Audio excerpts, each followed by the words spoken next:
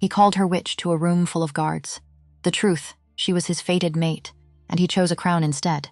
She scrubbed ash in the dark, a bastard, a servant, the shame they buried beneath the keep. Then the Alpha King smelled her, and the bond struck like lightning. He felt it. And he chained her anyway. He married another under a dead moon. The night his teeth sealed the lie, something inside her tore loose. They thought Shai died on the frozen stones. She didn't. The fields rot. The womb runs barren. His wolf goes silent in his chest. The moon turns the color of a wound. And in the deepest cell, a goddess kneels in the dark. The crown is shattering. The forest is waking. Everyone underestimated the girl in rags. You meant to cut me loose. You only severed your own lifeline. Godric Wolfrum had ridden through worse storms than this. He told himself so, as the rain came down in iron sheets against his plate armor, as his warhorse fought the sucking freeze of the northern mud, as the gates of Ashford Keep rose out of the gray downpour like the jaws of something patient and starving.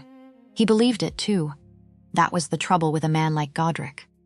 He could convince himself of nearly anything, and he had been doing it for so long he no longer heard the lie underneath. The year was 1247. Winter had come early to the western reaches of Wulfgar, and it had come with teeth. He was 35 years old, alpha of the strongest pack on the continent. And he was hungry, not for himself, never for himself. A man like Godric did not go without. His people did. The brutal northern winters had a way of emptying granaries faster than any siege, and his lands grew almost nothing. All stone and pine and lycanthrope warriors feared from coast to court, and not a field worth the name. House Ashford had fields. Lord Bertrand's wheat rolled golden for miles. That was the whole arithmetic of it. Wolves who could tear an armored knight in half, bowing to a man who could grow bread. So Godric rode north to make a marriage. Not for love. He had decided long ago that love was a luxury for men who did not have 1,000 mouths depending on their judgment. His wolf disagreed. It always had. For years the beast had paced the cage of his skull, restless, sniffing at the edges of every hall and every battlefield, hunting for something Godric refused to name. A mate. The other half of a soul he was not certain he possessed. He had learned to ignore the yearning the way a man ignores an old wound that aches before rain. Discipline over instinct. A cold head over a hot heart. That was how you ruled. That was how a pack survived a winter. He believed that, too. He believed a great many things that season. The great hall of Ashford Keep was warm with firelight and thick with the fat smell of roasting venison. Lord Bertrand waited at the head of it, and at his side stood his daughter, Lady Isolde. The Jewel of the North, they called her, and Godric understood the name the moment she lifted her eyes to his. Hair the color of spun sunlight, skin like fresh cream, and a smile she wore the way a soldier wears a blade. Polished, beautiful, and meant for cutting. She sank into a curtsy and rose slow, and in the rise of her gaze he read the entire shape of her ambition. Crowns, conquered land, a Luna's throne. She had wanted this before he ever crossed her threshold, my Lord Wolfram. Her voice was honey poured over a knife. The North has waited a long while for you. The North has waited for grain. He shook the frost from his cloak. You will forgive me if I attend to both at once. Bertrand laughed too loudly at that. The laugh of a man who needs a bargain more than he will ever admit aloud. They sat.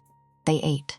They drank spiced wine until the windows went black, and the talk turned to tariffs and border garrisons, and how many of Godric's warriors would hold the southern passes come the thaw. Isolde spoke well. Too well. She knew the price of every road and the loyalty of every minor house. And Godric caught himself thinking she would make a flawless Luna, poised, sharp, useful. His wolf said nothing the entire evening that should have warned him. A true mate sends the beast into a frenzy, howling, clawing, demanding. Isolde stirred it not at all. She was the woman he needed. She was not the one he had been made for. And Godric, fool that he was, counted the silence as a mercy. One less complication in a life already crowded with them. He excused himself near midnight to walk the wine from his head. The corridors of Ashford ran deep and crooked, built by frightened men in a frightened age, and Godric let his boots carry him down past the warmth and the tapestries, down to where the stones sweated cold and the air turned sour with old smoke. He was not looking for anything. He would turn that fact over in his mind 1,000 times in the years to come. He had not been looking for anything at all. Then the scent reached him. Wild jasmine, crushed pine, the clean electric tang of a storm an instant before it breaks. Godric stopped so hard his heel skidded on the wet stone. His heart slammed once against his ribs, then again, harder, as though something caged inside him meant to break out through the bone. And the wolf that had slept through Isolde's perfect smile, through the whole calculated dance of the evening, came awake all at once, not pacing now, roaring one word, again and again, louder than thought. Mate.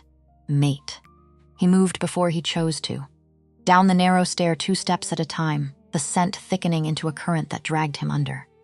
He shouldered through a heavy door, and a scullery maid shrieked and dropped her basin, and he did not stop. Down again, deeper, to the coldest room in the black heart of the keep. The ash room, where they sorted the dead coals from the great hearths, where, he would come to understand, they also sent the people they had decided were dead coals themselves.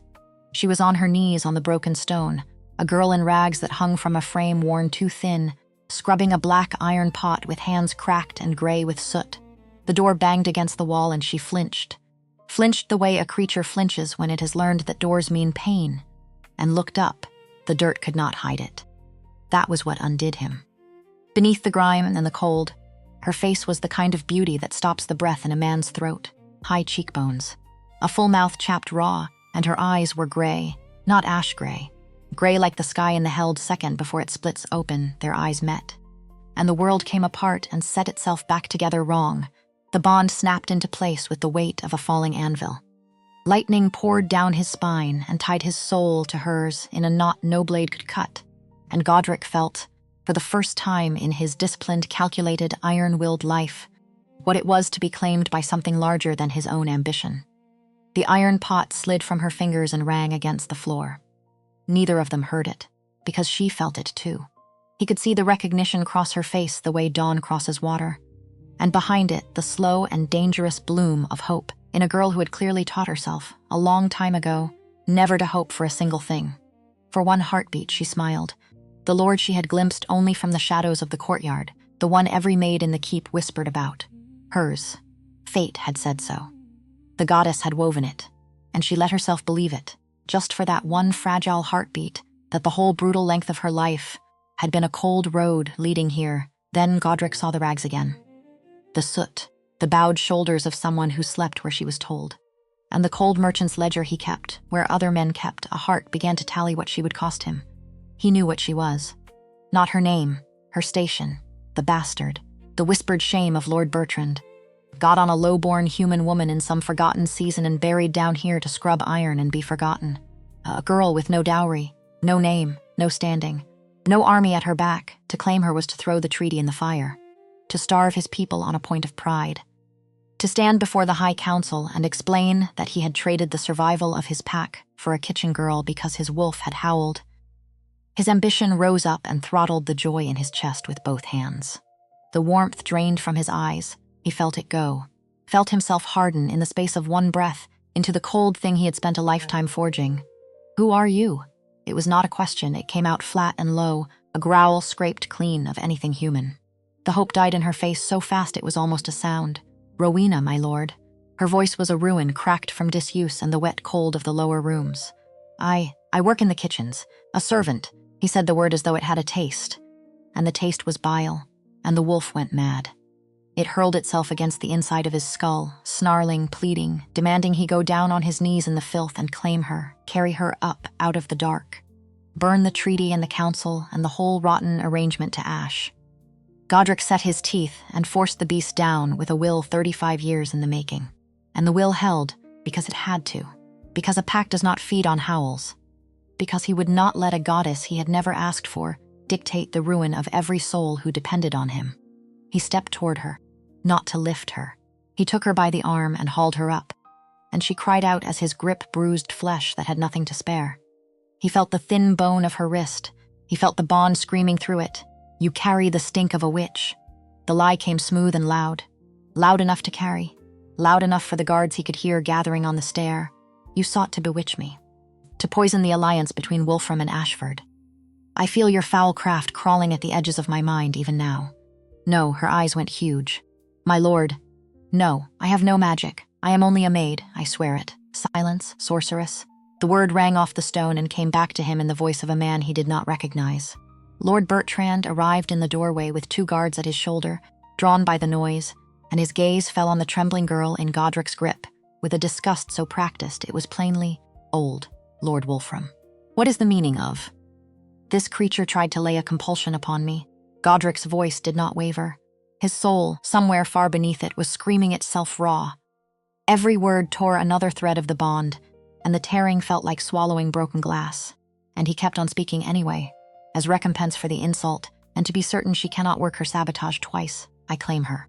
Not as a bride, Lord Ashford, as a thrall, bound in iron to serve my future Luna. The lady is old. Bertrand's relief was obscene in its speed. Here, all at once, was a way to please an alpha, and bury an old shame in a single stroke. Take her, my lord. He did not so much as glance at his daughter. She is filth. She always has been. Rowena's knees gave out the moment Godric let go of her arm. She folded onto the cold stone and looked up at him, at her fated mate, at the man the goddess herself had carved a place for inside her chest, searching his face for a flicker, a jest, a mercy. Anything at all. She found a wall, cold, final, mortared with pride, and something in her went quiet. He watched it happen, and the quiet was worse than weeping would have been. The chains came before the hour was out. Rusted cuffs for her thin wrists, a heavy collar for her throat, the cold iron biting into skin that had never done a soul any harm. Godric stood back in the shadows where the firelight could not reach his face. His fists were clenched so hard the knuckles had gone bloodless and white. He had his alliance. He had saved his pack. He had done the necessary thing, the sane thing, the only thing a ruler with sense could do. So why did the howl rising in the hollow of his chest sound less like a wolf, and more like a man being lowered into a grave he had dug with his own hands? Have you ever made a choice you knew was wrong the very instant you made it? And made it anyway? Because the right one cost more than you were willing to pay? He would have years to answer that question. He did not know it yet. The road back to Wolfram Peak was its own slow execution. Godric rode at the head of the column. Behind him, in a fur-lined carriage worth more than most men's lives, rode Lady Isolde, already practicing the small, contained wave of a woman who expected to be adored, and at the very tail of the procession, jolting in an open prisoner's wagon under a sky the color of a fresh bruise, rode the girl. He could hear everything.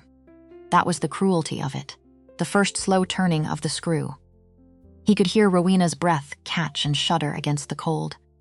He could smell the copper of her wrists where the cuffs had worn her raw, and in the center of his chest, where the bond had rooted itself in a single heartbeat and then been ripped half loose, he felt a hollow open, an icy, fraying, wrong-shaped wound that no fire and no wine would ever warm. He told himself it was only the cold. He was good at telling himself things.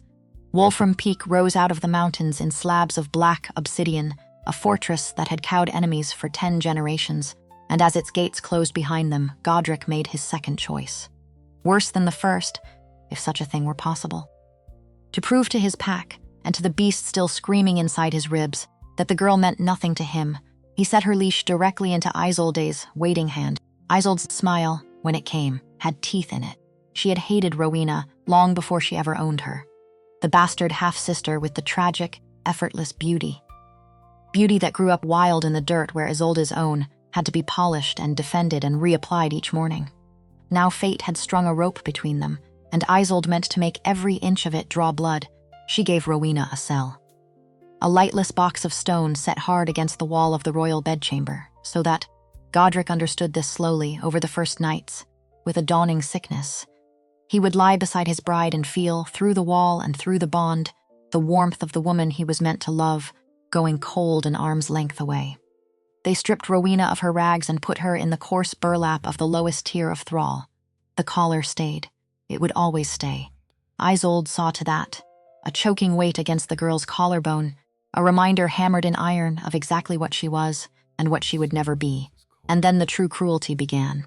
When the seamstresses brought the white silk for Isolde's wedding gown, it was Rowena who was set to the labor of it. Night after night, alone in a freezing corridor by a single guttering candle, her chained hands stitched thousands of tiny freshwater pearls onto the bodice of the dress her sister would wear to marry. The man fate had carved out for her. Her fingers split. They bled. The blood seeped into the rough burlap of her own dress in small dark blooms, but it never once touched the silk. Godric heard the seamstresses marvel over it in low voices, not a single drop. The girl bled all across herself and kept the gown white as new snow. He did not understand then what he would understand far too late, that some kinds of dignity cannot be put in chains. His own cruelty wore a colder mask than Isolde's. He never raised a hand against the girl. He did not have to. The mate bond is a living thing, and to starve it is to bend a law as old as gravity, and the bending fouled every room the three of them shared. When Rowena was made to kneel at the great hall hearth and feed the fire, while he held court, the air between them grew so thick with denied longing that grown warriors loosened their collars and could not have said why. Isolde perched on the throne at his side. Rowena knelt at his feet in iron, and Godric sat between his ambition and his soul and called the space between them governance. One evening, a week before the wedding, the screw turned the whole way. The hall stood empty but for the three of them. Isolde was lining up the silver feast chalices like a row of soldiers when she snapped without bothering to look up. "Thrall, wine, and do not drag your feet, you clumsy waste." Rowena rose.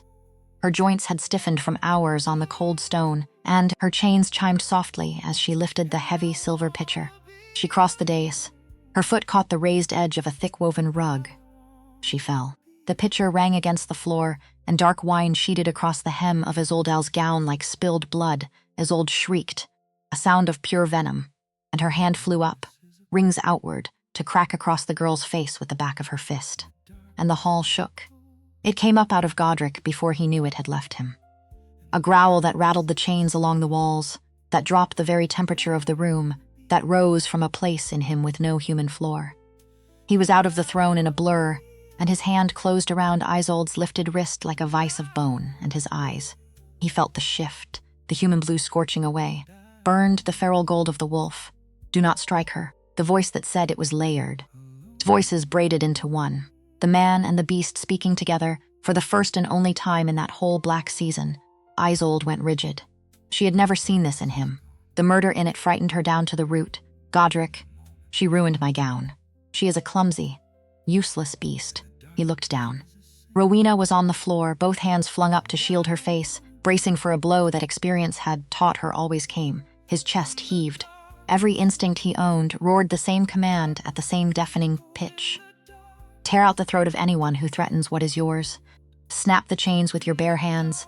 Lift her up. Press your face to her neck and mark her, and let the entire world burn down around the two of you." He came within a breath of doing exactly that. Then the great oak doors groaned open, and the High Council of Wolfgar filed in, murmuring over grain tariffs and the border garrisons, and the full crushing weight of his crown dropped back onto his shoulders. The gold drained from his eyes. The cold blue returned, the eyes of a lord adding up a sum. He released Isolde's wrist and stepped back, and his face shut like a door. "She is property, Isolde." The calm in his voice was a terrible thing. Even to his own ears, it sounded like something already dead. One does not damage a valuable property. Have the guards take her to the cells for the night. No food. That will answer for the gown. Rowena looked up at him then, and he watched the last thread of hope in her go out. The thread he had not quite managed to kill in the ash room, the one that had survived the road and the chains and the lightless cell. It did not go out in tears. She was past tears. It went out in a stillness. The stillness of someone who has finally, completely understood. She had not been watching a man fight his nature and lose. He could have borne that. She had been watching him win. She understood now that he was not a man torn between pride and love at all. He was a man who had chosen cleanly and who would choose the same way again every time he was asked. He had conquered the best thing in himself and given the victory a nobler name. She bowed her head and let the guards drag her away, and her eyes had gone dry. That dryness would haunt him longer than any scream could have. The day of the wedding arrived, wrapped in a blizzard so fierce it seemed the sky itself had taken a side. They held the ceremony in the ancient courtyard, beneath the pale dead light of a full moon. The whole pack gathered in human form, thousands strong, their breath plumbing white into the killing air, and there, forced to stand directly behind the bride and hold up the long pearl-crusted train her own bleeding hands had sewn, stood Rowena. The iron at her throat had gone so cold it burned. The blizzard pulled the last reserves of strength from her thin body. She swayed once and did not fall. The high priest, draped in ceremonial furs, chanted the old vows in a tongue older than the keep itself. Godric stood tall, his face rigid as carved stone, and he did not once look back at the trembling girl who held the fabric of his bride's glory off the frozen ground. The priest placed the silver dagger in his hand. He opened his own palm, then Isolde's, and pressed the two bleeding wounds together while the gathered pack held its breath. Do you, Godric Wolfrum, Alpha of the Western Reaches, claim this female as your Luna, to sever all other ties, to bind your soul to hers? Before the goddess, the wind howled across the courtyard, the moon hung huge and pale above them, and somewhere behind him Godric felt the bond, that half-torn, root-deep, sacred thing, pull at him one final time, begging him to refuse. I do. The words tasted like cinders on a dead tongue, then seal the vow. He turned to Isolde. He took her shoulders and bent his head and sank his lengthening canines into the soft place where her neck met her shoulder, over the mating gland, sealing a lie down into her flesh. And the instant his teeth broke her skin, the courtyard came apart. An invisible shockwave tore through the gathered pack. Every wolf there felt it, flinched from it, a wrongness driven straight into the marrow. Because behind the bride, Rowena made a sound that no soul present would ever wholly forget. Not a scream, deeper than a scream. The sound of a living thing being torn down the seam of itself. The forced severing of a true mate bond was a death sentence few ever woke from, and they were watching it happen in real time, in the snow, by moonlight. She dropped the silk train. Her hands flew to her chest as if a blade had punched through it. She convulsed once, twice, and then she folded down onto the frost-bitten cobblestones and went utterly, terribly still, her skin paling to match the snow below the earth. Godric tore his mouth from Isolde's neck and gasped like a man hauled up from drowning. Inside his skull, something catastrophic happened. The bond did not fray now, it ruptured. And his wolf, the great tempestuous spirit that had paced his entire life, searching for exactly the girl now dying at the edge of his vision, threw back its head and loosed one final, mournful, earth-cracking howl. Then it turned, and it crawled down into the deepest, blackest pit of his mind. And it curled up there. To die, he had his Luna, he had his army, he had his grain, he had every single thing the ledger of a wise ruler said a man should want, and looking down at the broken, motionless body of the girl he had been born to love. The girl his own pride had just laid out in the snow. Godric Wolfrum understood, far too late, that he had murdered the only part of himself that had ever been worth keeping. The wedding feast roared on inside, all torchlight and triumph. He did not taste the food. The consummation that night was a hollow mechanical thing. No fire, no union of souls, two bodies and a signed contract. Godric moved through it like a ghost wearing his own skin, and the silence in his mind where the wolf had always lived was so total it rang in his ears. When at last he rose from the marital bed and left Isolde sleeping the deep sleep of the victorious, he walked out onto the high balcony of his chambers, stood in the cold and looked up. The moon hung low and enormous over Wolfram Peak, and it was wrong. Tinted a deep, unnatural purple, the color of a wound gone bad beneath the skin. He did not know what it meant. He felt, in the marrow of him, that he was about to find out. Far below, in the deepest and most forgotten cell of the dungeons, Rowena was not dead, though in that hour she would have begged for death if she had owned the breath. She lay on the freezing stone, burning with a fever that mocked the chill, the severed bond an open spiritual wound that pulsed fresh agony through her, with every beat of a heart that stubbornly refused to stop. She had no name worth speaking, no standing, no mate. The man fate had built for her had set a crown on her sister's head and a collar on her own throat, and left her to die in the dark beneath his triumph. And the man on the balcony, the great Alpha who had won everything he set out to win, stood staring up at a poisoned moon with the dawning, sickening certainty that he had only just begun to lose, but the truth that the great Alpha of the Western Reaches never grasped. Not that night, and not for a long ruinous while after, was simple. The girl freezing in chains beneath his fortress had never once been the prisoner. He was. The silver mist came for her at the midnight hour. Rowena lay where the guards had thrown her, fever cooking her from the inside out. The cell was black, then it was not. A soft luminous fog began to seep through the cracks in the stone, carrying a scent that had no business in a dungeon, blooming night flowers, clean ozone, the smell of a garden after rain. It gathered in the center of the room. It took shape. A woman, towering and translucent, draped its in something that was not cloth but starlight, given the suggestion of a body. The moon goddess had come down into the dark to find her daughter. She did not speak with a mouth. Her voice arrived inside Rowena's skull. a sound like grief and fury braided together, vast and maternal at once. Child of the earth, the goddess knelt in that filthy cell beside the dying girl, and her glowing fingers brushed the iron collar at Rowena's throat. The rusted metal hissed, cracked, shattered into a fine gray dust that drifted to the floor like the ash she had spent her life sweeping. You have suffered the cruelty of a man who mistook himself for a god. He spat upon my sacred gift. He chose a crown of thorns over a wreath of stars.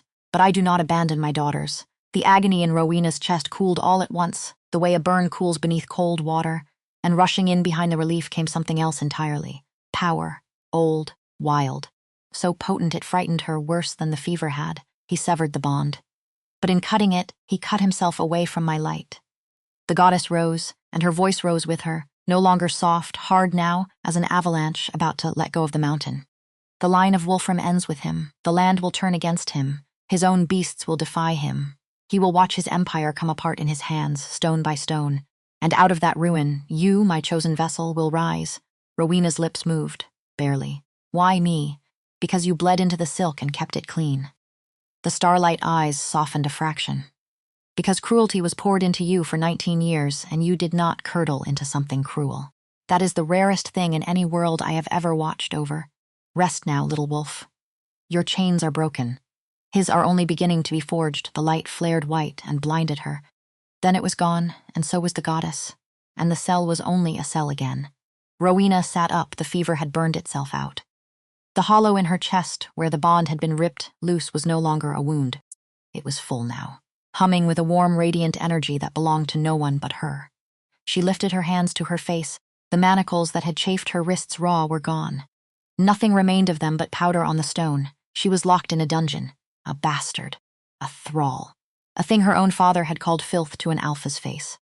And for the first time in the whole of her life, she felt dangerously, undeniably free.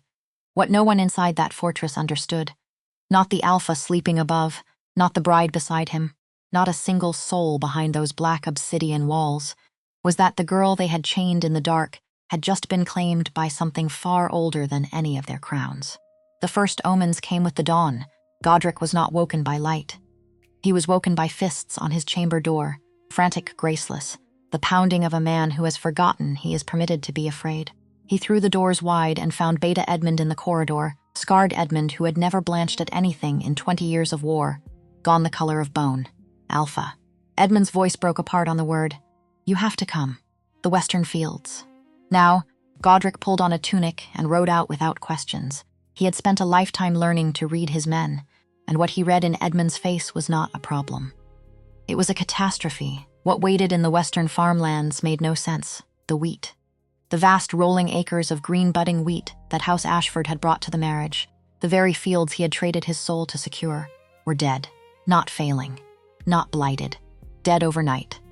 Thousands of acres of growing grain had collapsed into black, rotting sludge, and the soil that had fed it now reeked of brimstone and decay, a stench that lodged at the back of the throat and would not be spat out.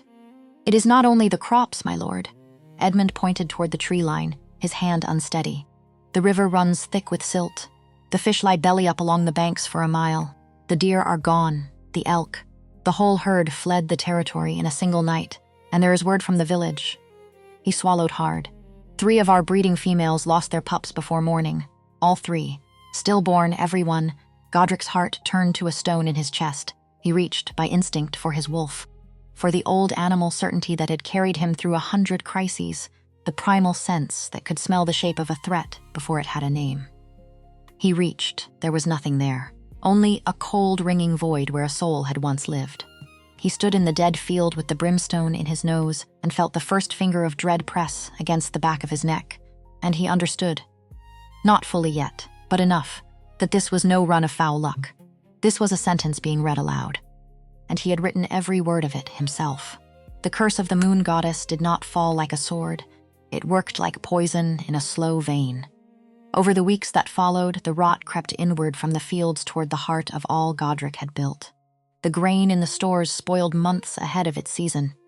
Sacks of it turning to mold and dust faster than the keepers could haul them out. The legendary Wolfram cavalry, wolves whose ferocity was sung in 3 kingdoms, found their beasts gone sluggish, their shifts slow and incomplete and agonizing, half-changed warriors writhing on the training grounds. Neither man nor wolf, sick with shame. And the whispers started, a cursed alpha. Low at first, in the kitchens and the barracks, then less low. A pack reads its leader the way a body reads a fever, and Godric's had begun to feel the heat of something gone deeply. Spiritually wrong. Isolde noticed none of it. That was a small horror all its own to watch. She swept through the failing fortress in her silks, blind to the decay seeping up through the floors, demanding lavish feasts while the granaries emptied, planning the social conquests of a Luna whose kingdom was rotting beneath her slippers. Her vanity did not last. 2 months into the marriage, the cramping began, the sickness. She summoned the royal healers in a fury, certain that this was the heir, the thing that would lock her power into place forever. The high healer came, an ancient blind lichen who had outlived 4 alphas and saw, men said, straight through the veil of the world. He laid his withered hands flat over Isolde's belly. He recoiled as if she had burned him. "Speak, old man." Her voice was a blade. "Am I with child? Am I carrying the heir?" The blind healer turned his ruined eyes toward the corner of the room, where Godric stood silent in shadow. "My lady, my alpha, there is no child." His voice trembled, and he was not a man given to trembling, and there never will be. The womb is barren, cursed. It feels as though winter itself has settled into the lady's blood. House Wolfrum will get no heir from this union. None. Not ever. Isolde shrieked and hurled a silver goblet at his head. "Liar. Incompetent old fool. I am perfectly well." She collapsed onto the bed in a fit, tearing at her own golden hair, the practiced poise gone entirely, and Godric stood perfectly still and felt the walls of his careful empire slide 1 notch closer together.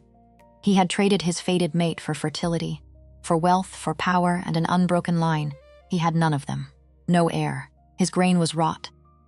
His gold bought nothing in a land that produced nothing. His warriors were turning into cripples inside their own skins. The goddess was not merely punishing him. She was taking him apart, piece by deliberate piece, and holding up each piece as it came away so that he would be sure to see it. There is a particular loneliness in watching everything you built come down, and knowing that every brick of it was laid by your own hand.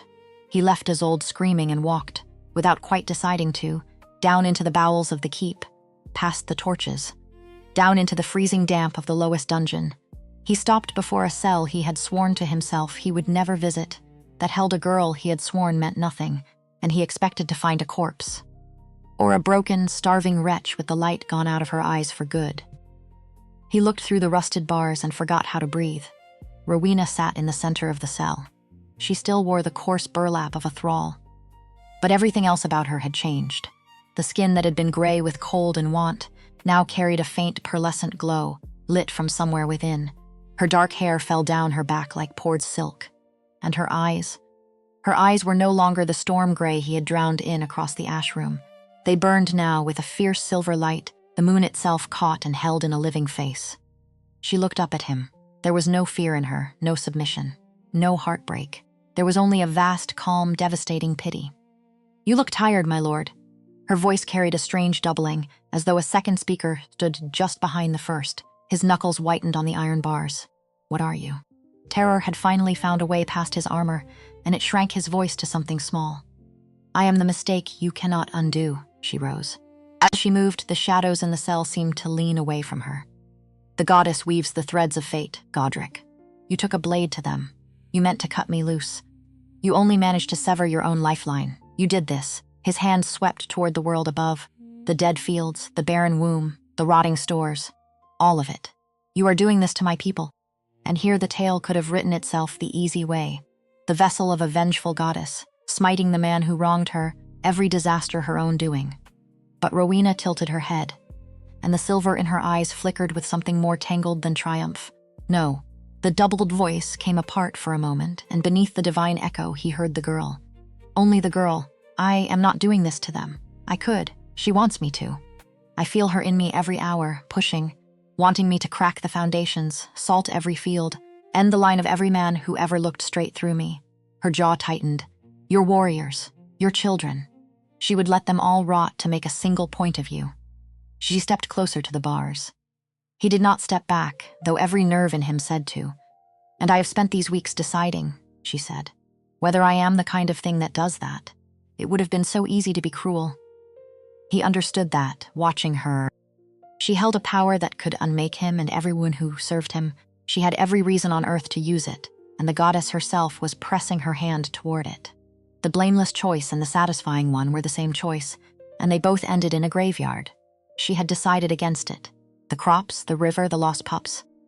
"That is her grief, not my command," Rowena said quietly. "I have held her back from your villages every night since you put me in this hole. Those children still breathe because I will not let her take them to wound you." "Do you understand what I am telling you, Godric?" The silver flared bright.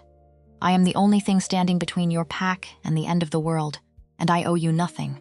He had no answer. "There was none to give. Winter is coming for House Wolfrum," she said, "and this time you have no fire to keep you warm." He stumbled back from the door and fled up the stairs like a man pursued, and her soft, pitying voice followed him the whole way, and it was worse than any threat could have been. Because a threat he could have fought. Mercy from someone he had ruined, mercy he could neither deserve nor repay. There was no sword in any armory for that. The ruin of House Wolfram did not stay home. Word of the blighted lands and the barren Luna outran the borders of Wolfgar, carried on the tongues of merchants and the pens of envoys, reaching human courts and rival packs alike. Human ambassadors arrived to negotiate the autumn trade treaties, chief among them a shrewd, cold-eyed man named Sir Thomas Marlowe, who served the southern monarchies and set down everything he saw in private ledgers. He came expecting to bargain with a feared alpha at the height of his strength. He found empty granaries and a fortress that reeked of desperation. Or so the old tales tell it. Marlowe is said to have recorded Lord Godric not as a warlord, but as a hollowed shell of a king, presiding over a graveyard he had dug himself. Whether his letters survived the centuries or were only ever a story the pack told afterward, no one can now say for certain. What is certain is the result. The wealthy trading guilds heard the reports and pulled their caravans from the northern routes entirely, and just like that, the pack was cut off. No trade, no allies, no road out. But the toll on Godric himself was the cruelest accounting of all. A wolf is not a separate creature a lichen carries about. It is half of him. To lose it is not to lose a companion, but to lose a lung, a limb, a portion of the soul that keeps the rest of a man from spoiling. With his wolf curled dead in the pit of his mind, Godric's body had no second life to draw upon, and it began, quietly, to fail. His imposing frame, broad as a barn door, began to wither. The thick hair he had worn like a mane thinned and lost its luster. His ice-blue eyes went bloodshot, then sunken into the bone. He suffered night terrors, woke screaming with the phantom feel of teeth tearing at a bond that no longer existed, his hands clawing at his own chest in the dark and finding only the void. He was a man aging years in the span of weeks, and there was no healer in any kingdom with a cure. Because the sickness was not a sickness at all. It was justice, taking its slow, patient course through him. Isolde, meanwhile, rotted from the inside in a fashion all her own. Her failure to produce an heir had stripped her of every scrap of political leverage, and she knew it, and the knowing twisted her further. The pack elders had begun to speak openly of replacing her. A Luna who could not breed was a season, not a dynasty.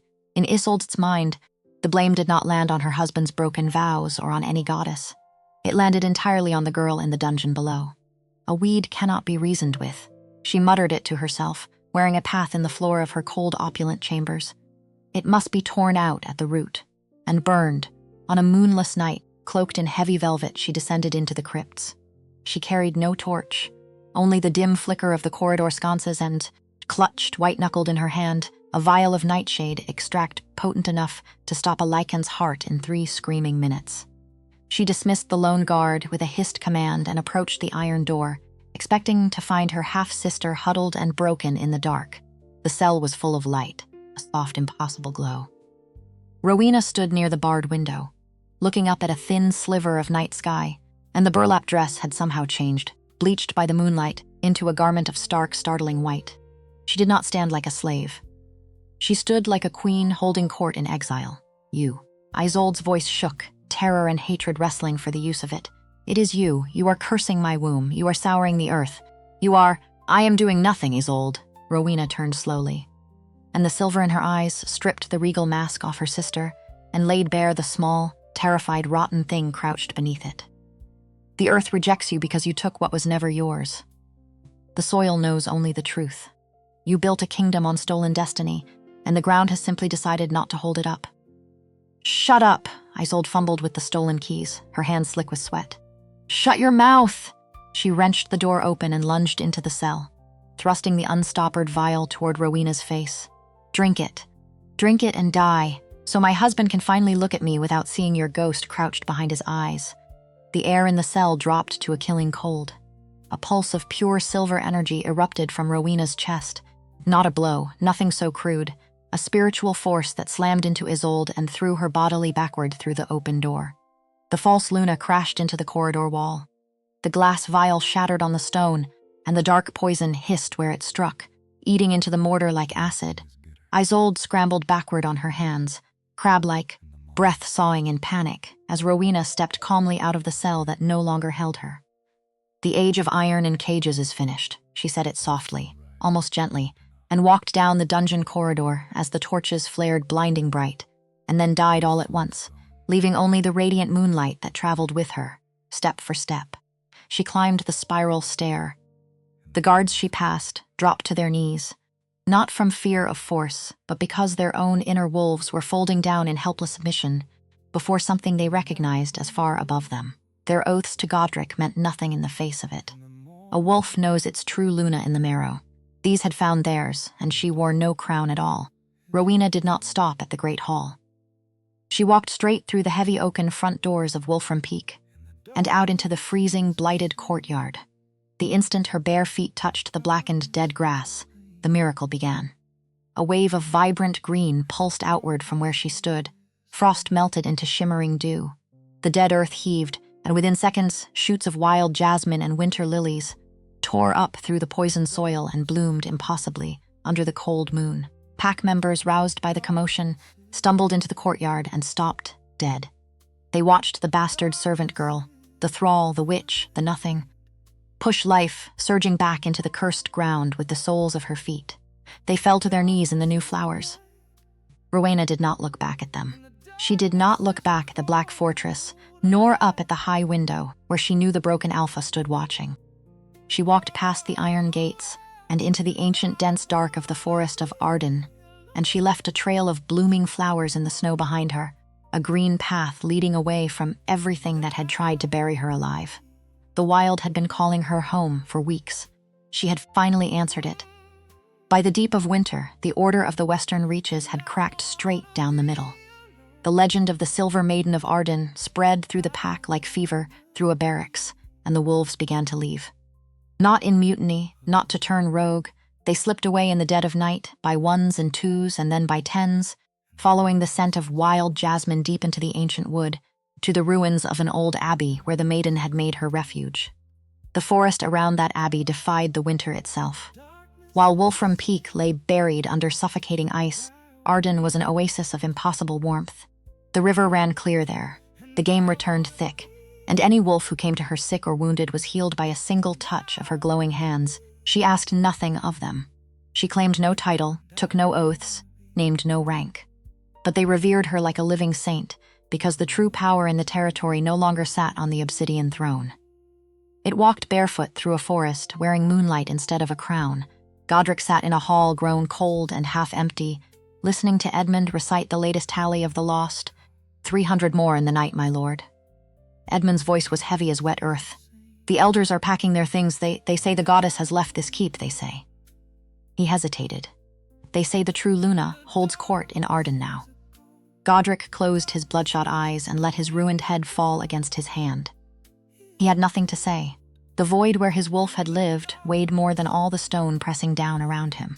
He knew they were right. He was a king of ghosts in a house of ghosts, ruling over an empire of empty rooms. Let them go. His voice came out scraped down to almost nothing. I have no right to hold a single one of them. What is a crown worth, when every soul it was meant to shelter has chosen the open cold over your shadow? But Isolde, listening from the dark of the antechamber, had not given up. If the pack would not fight for her, she would buy men who would. Desperation drove her toward the one treason no Lycan was ever meant to commit. She would hire human blades against her own kind, using the last of the Ashford gold reserves, the final scrapings of a dowry that had died with the harvest. She sent secret missives across the border to a band of mercenaries notorious for the wreckage they left in their wake. the Iron Company, led by a scarred, brutal tactician named Captain Hugh Marrow, a man who cared nothing for wolf politics, divine curses, or the difference between right and ruin. She offered him a fortune in raw silver and safe passage through Lycan land. The target was a single line, written in a hand that shook with hate. Burn the Arden Sanctuary to the ground. Bring me the head of the silver-eyed witch. Captain Marrow read it by firelight in a border camp, weighed the silver against the strangeness of the work, and accepted. He had burned holy places in 3 kingdoms before this one. One more abbey, one more witch. It was all the same coin to a man who had long ago stopped believing in anything but the weight of it in his palm. And so, while the broken Alpha stared up at a poisoned moon and the false Luna sealed her bargain in blood and silver, 200 armed men began oiling their crossbows and sharpening their pikes, turning their faces north toward a forest that had learned, at long and terrible cost, exactly how to defend its own. The girl they meant to kill carried a question for the man who had set all of this in motion. A question she would never ask aloud, and one he would spend the rest of his mortal life trying to answer. What would you take back if losing everything turned out to be the only way you would ever learn to see? They came on the eve of the winter solstice, under the cover of the deepest dark the year had to offer. 200 mercenaries moved into the forest of Arden in a long armored column, crossbows oiled steel pikes catching what little light there was, torches held low to keep the glow from carrying through the trees. Captain Marrow rode at the head of them on a black gelding, and riding a careful distance behind, wrapped in heavy velvet against the cold, came Isolde, watching the bobbing torchlight thread through the ancient trunks with a manic light in her eyes, certain she was about to watch her sister burn. She had spent her last coin and her last shred of honor on this night. There was nothing behind her now, only the silver-eyed girl ahead and the territory she meant to take back through fire. The column reached the clearing where the ruined abbey stood. Inside, hundreds of wolves slept, lulled by the warmth, by the warding of the place, by a peace they had not tasted in years. Marrow raised his sword and signaled the archers to light their arrows, burn the beasts in their beds. The bowstrings snapped. A volley of flaming arrows arced up into the night, dozens of them, climbing toward the dry ancient timber of the abbey roof. They never landed. A low resonant hum filled the clearing, felt in the teeth before it was ever heard in the ear, and the air over the abbey warped, thickened, hardened into a visible shimmering dome of silver light. The flaming arrows struck it and dissolved into harmless, drifting sparks, like fireflies winking out at dawn. Marrow's horse reared and screamed. The mercenaries fell back a step as one, and the heavy timber doors of the abbey swung open of their own accord. Rowena came out. And she was no longer only the vessel of the goddess. She had merged with the power entirely now. Her bare feet hovered a hand's breadth above the grass. The silver light pouring off her was so fierce it threw long, hard-edged shadows out into the trees, and her eyes were no longer eyes at all. They were twin moons, vast and terrible in their pure indifference. You bring iron and fire into a sanctuary. Her voice did not come from her mouth. It came from the trees, from the wind, from the cold earth underfoot. The voice of 1,000 protective mothers, laced with the patient warning of a predator that sits at the very top of the world. Then the forest will take your bones in payment. Behind her, the abbey woke. 400 massive wolves poured out into the clearing, hackles raised, eyes blazing with an unnatural strength, a wall of muscle and teeth that should have ended the mercenaries where they stood. Rowena raised one slender hand. The wolves halted mid-charge and sat back on their haunches in perfect, eerie unison. She would not spend them. She did not need to.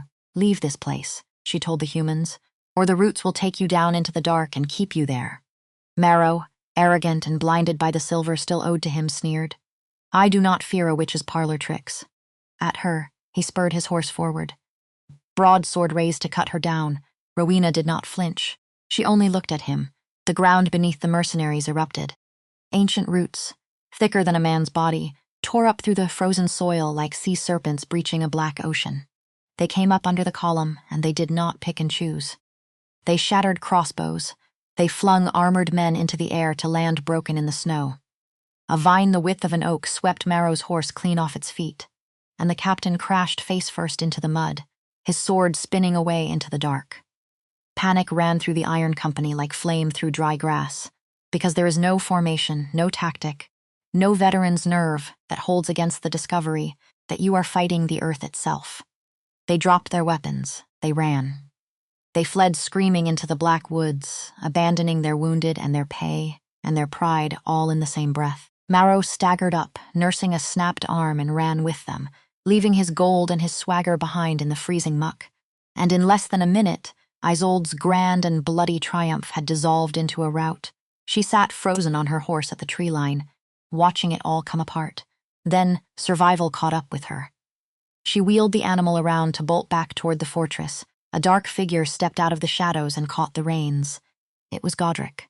He had tracked his wife's scent through 50 miles of mountain pass, understanding her treacherous plan far too late to stop it, and he had arrived only in time to witness the end of it. He wore no armor, only a plain tunic and the gauntness of a man being eaten alive from within. He held the bridle and looked past Isolde entirely, past her wild eyes and her bared teeth, to the radiant figure standing in the center of the clearing. And for the first time since the ash room, Godric Wolfrum saw his fated mate clearly. He saw the magnificent thing she had become out of the wretchedness he had made of her. He saw the soul he had thrown away, grown vast and luminous and utterly beyond his reach. And in the face of all that glory, the final crumbling pillar of his aristocratic pride simply gave way and came down into dust. He let go of Isolde's reins. He did not watch his wife kick her horse and gallop screaming into the dark. He did not call after her. She was already nothing to him. Had always, he understood now, been nothing but the price of a mistake he had refused to stop paying. Instead, Godric walked into the clearing. He ignored the low warning growls of the hundreds of wolves who had once sworn their lives to him. He walked past them, through them, a hollow human man parting a sea of beasts who no longer feared him in the slightest. He walked until he stood 10 paces from Rowena, then his knees hit the dirt. He bowed his head and pressed his forehead down into the cold mud at the feet of the woman he had enslaved. A broken king laying the wreckage of his soul before the power he had once dared to spit upon. The clearing went silent. Silent as a held breath. Rowena looked down at him. A few months ago, the sight of this man on his knees would have felt like a dream of vindication too sweet to be believed. Now it stirred nothing of the kind. It stirred only a vast and weary sorrow. The light pouring off her did not warm him where he knelt. It only lit up, in pitiless detail, the wreck that he had let himself become. You bow to the soil, Godric. The doubled voice rolled out across the clearing.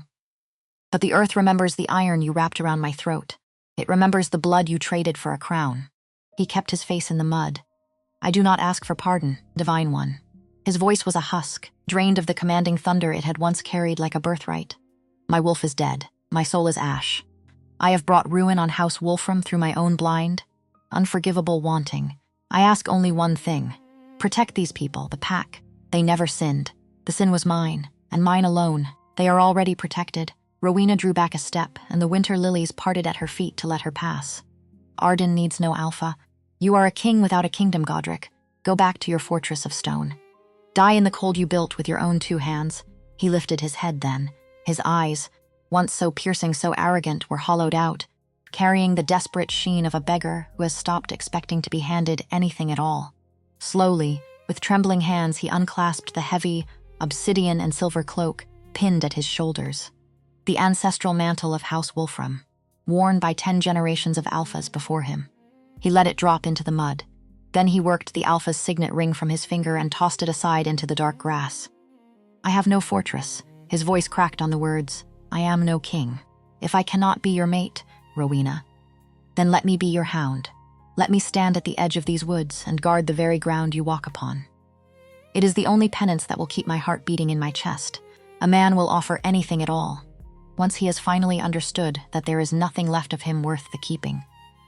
Rowena did not smile at him. She did not offer her hand to lift him from the mud. She only turned her back and moved toward the ruined abbey. And as the heavy doors closed behind her, the wolves of the pack parted around the kneeling man and left him there, alone, in the cold. He did not leave. He crawled to the edge of the sanctuary's warm boundary, curled himself into the freezing snow just outside the line of it, and began his vigil. Far to the south, the unraveling of Lady Isolde was passing into the kind of story that outlives the people in it. According to the accounts that survived, Recovered letters, court diaries, the patient gossip of a dozen halls, though which parts are true and which were embroidered in the retelling, no one living can now swear. Her descent into ruin was total. She rode her horse to exhaustion and arrived at last at the gates of her father's estate, Ashford Keep, screaming for sanctuary and demanding fresh armies. But the goddess's curse had not stopped at Wolfram's borders. The Ashford agricultural empire had collapsed alongside the alliance it had sealed, and Lord Bertrand, terrified that he had angered something divine, hunting for someone to blame, refused to open his own gates to his own daughter. She was found, the tale goes, wandering the merchant roads in the dead heart of January. She possessed no gold. Her velvet gowns were caked stiff with mud, and she spoke in fragmented, terrified whispers of glowing eyes and shifting earth. No noble house would take her in. The wrath of the lichen gods was not a plague any human lord wished to invite into his own parlor. Stripped of her wealth, her beauty fraying fast under the weight of cold and curse, Isolde became a nameless vagabond on roads she had once ridden in a carriage. She traded velvet for scraps of bread, and she spent every waking hour glancing over her shoulder, certain that the roots of the trees would rise up at any moment and drag her down into the cursed earth she had tried so hard to rule. Somewhere on those long roads, a small and broken understanding came to her. She had been a weapon her whole life. First her father's, aimed at an alpha, then her own, aimed at a sister who had never owned a thing worth taking except a soul. She had simply never once been the hand that held the hilt, and the hand that wields a blade, and the blade itself are punished differently by the world. But they are punished all the same. Back at the edge of Arden, Godric endured a winter that tested the outermost limit of a mortal frame. Without a wolf's healing fire, his body suffered everything a human body suffers, and more. Frostbite took the tips of 2 fingers, his hands blistered and split from chopping wood for the perimeter fires. He ate only what the hunting parties left behind in the snow. The pack wolves who had once cowered under his glance now walked past him with a profound, total indifference. He was not their alpha anymore, not their enemy, not anything they needed to name. He was only the ghost who haunted their borders, and he never once complained. Each evening he sat alone at a small fire at the tree line, watching the glowing silver silhouette of Rowena move behind the abbey windows, loving her now with a completeness that held no hope at all inside it. A love that knew, and had made its hard peace with knowing, that it could never be returned, not in this life and not in any other. There is a kind of love that asks for nothing, because it has finally understood it has forfeited the right to ask. Spring drew near, but the thaw brought no mercy with it. It brought a new horror instead. A supernatural sickness rose up out of the rotting land, named in the oldest texts the ash lung. It did not strike at random. It hunted those who still carried the scent of the Wolfram oath in their blood. The few dozen loyalist families, the elders too stubborn to leave, the newborn pups, all of them still huddled inside the decaying obsidian fortress, too old or too small to have made the long journey to Arden. Their lungs began to fill with a fine gray dust. They suffocated slowly by inches, the last lingering venom of the goddess's curse purging the land of a broken bloodline at the root. A dying scout dragged himself to the edge of Godric's fire and gasped out the news before the cold took him. The children of Wolfram Peak were choking to death in the dark. Their small chests were filling with ash, and they were dying for one reason, and one reason only, because they still carried his name in their veins. Panic seized the fragile human heart in Godric's chest. He knew the sanctuary was safe. He knew Rowena's warmth would never let the sickness cross her boundary. But the pups trapped in his old keep were innocent of every sin he had ever committed. They were drowning on dry land for an accident of blood, for a name that had only ever brought them ruin. He had no weapon, no horse, no wolf, only ragged furs and a body already half spent.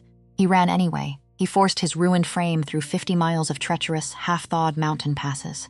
His boots tore open at the seams. His feet bled into the snow with every stride. His lungs burned as though he had swallowed live coals, and the phantom of the wolf he had killed, the ghost of the beast curled dead in the pit of his mind, seemed to stir just enough to drive him forward, one agonizing step over the next, in the moments when his human will gave out entirely, when he finally breached the gates of Wolfram Peak. The smell of death stood up like a wall to meet him. The great hall, the very hall where he had once stood in cold triumph and condemned an innocent girl to chains. had become a makeshift hospice. Dozens of sick pups lay on the stone floor, their small chests heaving, their lips stained gray with ash, the breath rattling in and out of them like wind through a broken reed. He did not hesitate. Not for a heartbeat. He gathered as many as his weakened arms could carry. He lashed together a crude sled from broken shields and torn tapestries, loaded the 5 sickest onto it, and started the brutal journey back toward Arden. It took 3 days. By the time the glowing boundary of the sanctuary rose out of the trees ahead of him, Godric was finished. His mortal body had simply spent the last of itself on the road. He collapsed into the mud at the edge of the warmth, the ropes of the sled cutting deep into his raw and bleeding shoulders, his vision narrowing down to a single pinhole of silver light. Help them. The word came out of him as little more than breath on the cold air. He reached one bloody hand toward the abbey. Take them. Let my name die, but let them live. The heavy doors opened. Rowena emerged, her light cutting clean through the overcast gray, and behind her came the elders of the pack. They rushed forward and lifted the sick children from the sled and carried them across the threshold into the healing air, and the choked, rattling breath of the pups eased the very instant they crossed the line of it. Saved. All 5 of them. Saved. Rowena walked slowly to where Godric lay dying in the mud. She knelt beside him, and her white gown took the dirt without a complaint. You brought them back, she said softly. I am paying my debts. Blood spilled over his lips as he spoke. I am sorry, Rowena, for the iron, for the chains, for the crown I put above your soul, for all of it. I knew it was wrong the moment I did it, and I did it anyway, and I have spent every breath since wishing to God I could take it back. The air around them dropped suddenly cold, the silver mist gathered, and the towering apparition of the moon goddess manifested at Rowena's side, her presence vibrating up through the frozen ground. The debt is heavy, Godric Wolfrum. The goddess's voice shook the trees. A bloodline cursed cannot simply be forgiven. The magic demands its balance, the way a scale demands an equal weight on either side. An alpha's soul was shattered when you broke the sacred bond. To lift the ash lung from your people completely, a life must be given, to seal the wound that you tore open. Godric smiled. It was a broken, bloody thing. But it was the first true smile he had worn in over a year. Take it. He closed his eyes. Take my life. Wipe House Wolfram from the earth, goddess. Just let them breathe, he welcomed the dark. He had been walking toward it for a year, and here at last was the open door. But Rowena reached out and laid both glowing hands flat over his heart. No, the word rang out with the full authority of the divine vessel she had become. Absolute, final, immovable. She looked up at the goddess. He has suffered enough. He stripped himself of his pride, his title, his strength, his very wolf, and then he crawled 50 miles through the snow to carry children who bear his name to safety. He broke my chains once by closing them around my throat. I will break his now. The goddess tilted her head, and something like sorrow moved through her starlight eyes. If he lives, Rowena, the magic must take its balance elsewhere, his lichen heritage, the last spark of his immortality. He will be nothing but a fragile mortal man. He will age, he will wither, he will die, while you remain eternal, and watch it happen. You understand what you are choosing for him. Do it. Godric's eyes flew open. Make me human. I never deserved the wolf. I see that clearly now. I never did. Rowena closed her eyes, and a surge of silver light erupted from her hands and poured down into his chest, and the pain of it was beyond anything the body owns words for. He screamed as the last traces of the lichen were burned out of his blood, cell by cell, the old magic severing him forever from the moon, from the pack, from the wild thing he had been born to be. When the light at last faded, the goddess was gone. Godric lay panting in the mud. He felt different. Cold. Achingly, breakably fragile. Undeniably mortal. But the crushing void in his mind, the black graveyard where his wolf had died and lain rotting for a year. That was gone too. He was empty.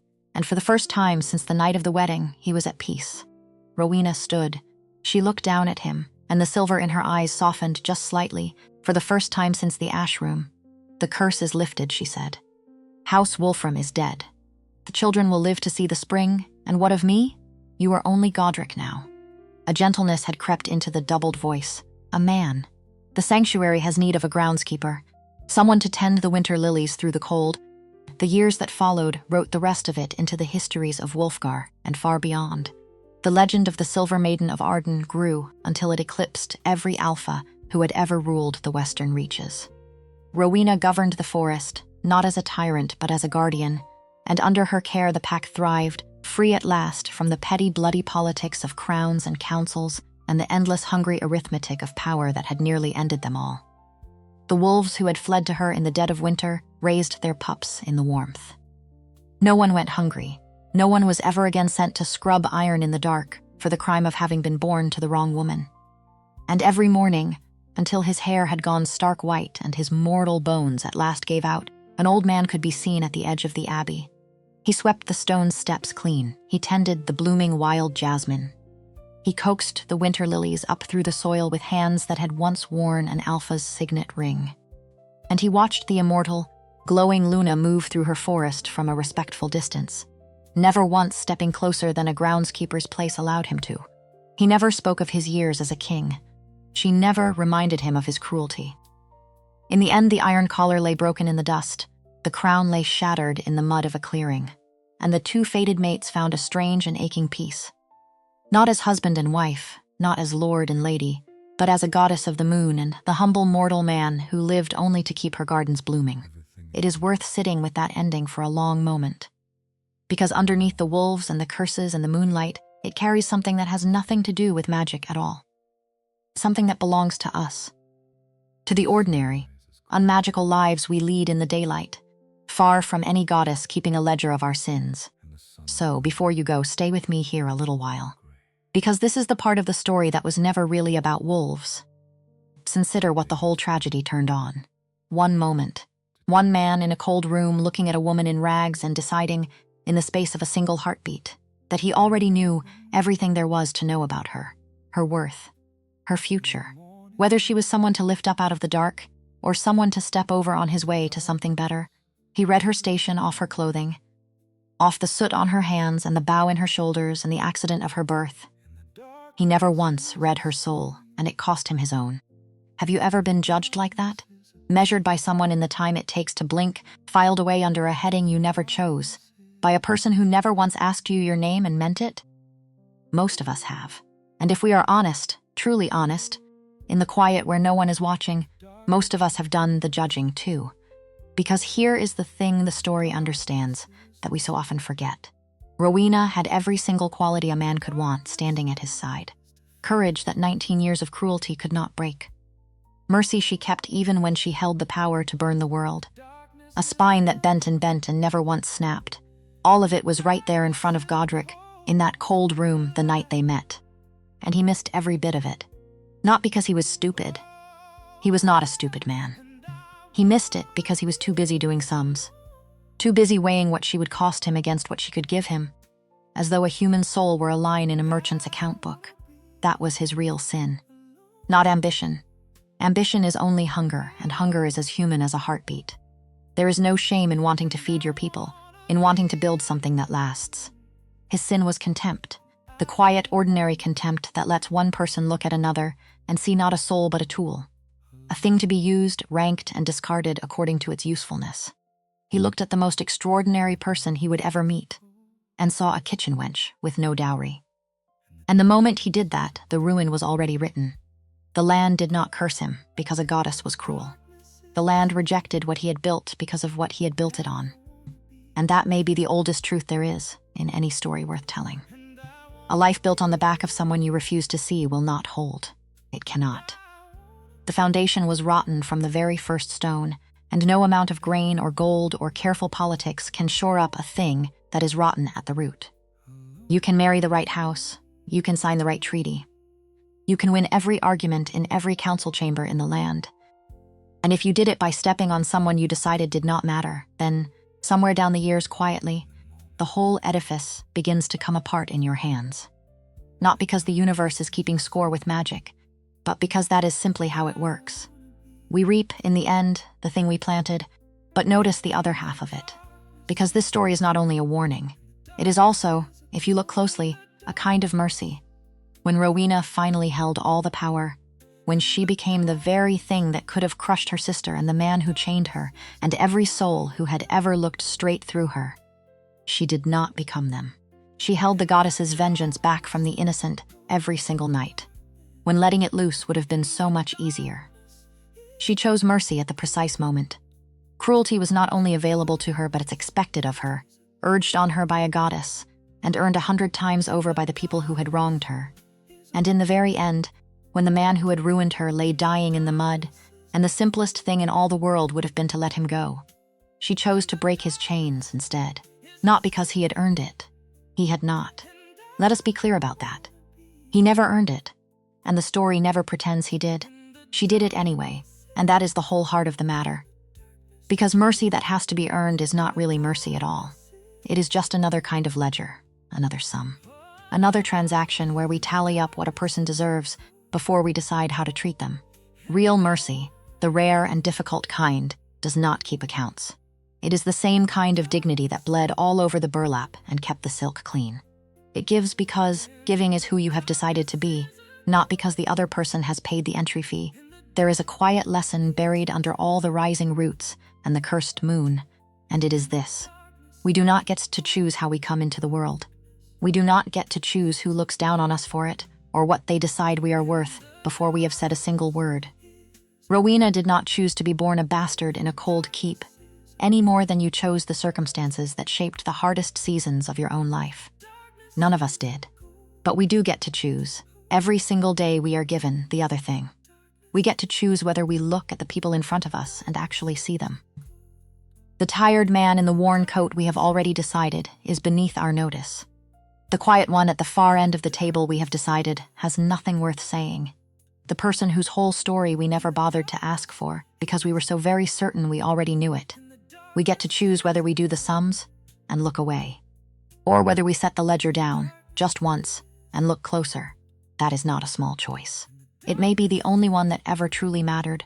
And here is something else the years tend to teach a man, if he lives long enough and pays attention. Godric had everything the world tells us to want.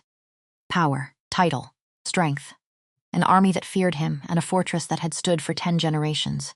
And he learned, far too late, that not 1 ounce of it was worth what he threw away to get it.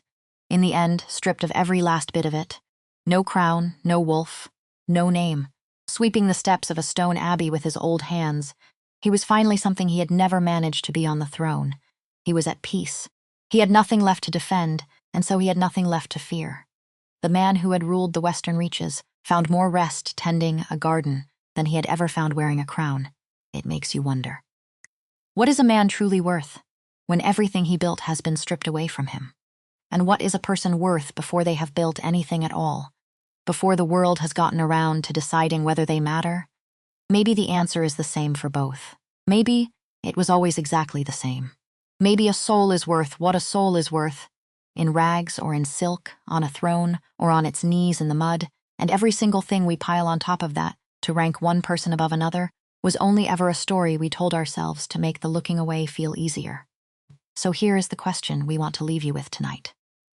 Have you ever been the one in rags, looked straight through by someone who had already decided they knew your whole story before you opened your mouth? Or have you stood by and watched pride cost a good person everything they loved, knowing all the while it did not have to end that way? Tell us about it in the comments below. Not for us. For the stranger scrolling past at 2 in the morning who needs to hear that someone, somewhere, understands exactly what that feels like. Your story might be the one that reaches them. We read every single one of them, and we mean that. And if this tale moved something in you, if you felt for the girl in the ash room, or wrestled with whether the old man sweeping those steps ever truly earned his peace, then stay a while. Subscribe and sit with us again, because there are a great many more stories like this one waiting to be told. Stories about pride and ruin and the long, hard road back to becoming someone worth forgiving. We will be here when you are ready for the next one.